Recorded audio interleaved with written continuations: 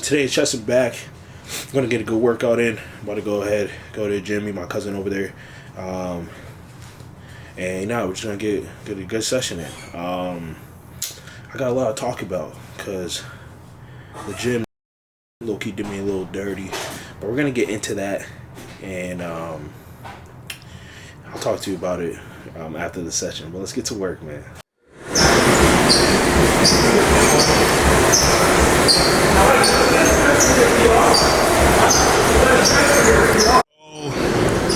Decided to just hit back tonight. We're gonna go ahead and hit chest on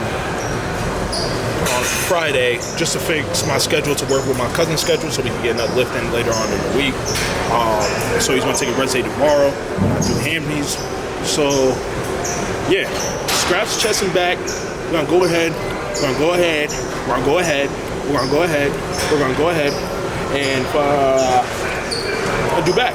So let's get to work, man. We back, so let's get back, and these haters can never catch up or get back with. All right, let's go. The more I get into this recomp phase, the more I'm really making sure every workout, every rep is very intentional. I've said this before, but even this week I had to switch up my routine, as I said in the beginning, where I'm trying to work my schedule out to work with my cousins just for this week. However, it was important to take this little break where I am not necessarily forcing my body into this superset regimen. Like, speaking to my coach, I told him, I was like, yeah, my recovery's really slowed down, so it was good to break it up like this, to where it was split in different days, still able to hit the same muscle groups throughout the week. It just lowers the volume a little bit with the week total. Allows me to, have a higher input, which will also help me with my output. Whenever I'm working out with my friends, family, or anything with people that have been in the fitness game or been in bodybuilding longer than I have, I definitely tend to work harder and push myself, which is cool because, a lot of people can't even work out by themselves in general, and I don't mind working out by myself. I actually really enjoy working out by myself. However, having that little extra push with friends and family and people that hype you up and support you, that's always a big plus. So I definitely enjoy this workout. Enjoy this week that we've been, trying to make everything happen. But yeah, overall, I feel great. I feel amazing. I see my physique coming together. This plan actually did me really well, and just to see the progress in the past few weeks, going on a month and a half, has been absolutely insane. So I enjoy every bit of this, and I don't know if I'll ever do this breakdown again, but I definitely hope to do so because it works well in my body. I think from all these years training, where I've been following kind of the same breakdown and same regimens, just switching them back and forth. This is definitely definitely shocked my body, definitely shocked my muscles, and put me in a state to where I am able to continue to grow. So this was definitely amazing. I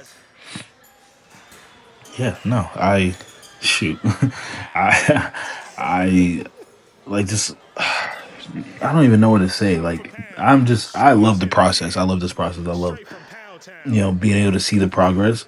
And I know you guys do too. Like, when you're training and it's hard to see your progress in the mirror. But then when you look back at your old videos and old pictures and you see the progress, it just makes you want to work harder and gives you, the motivation, and just overall just puts a fuel under, in that fire, just to make it okay, I'm actually doing something, So the hard work definitely pays off. You just have to get through those tough hills and just surround yourself continuously with, the right people. So yeah, no, this is dog work.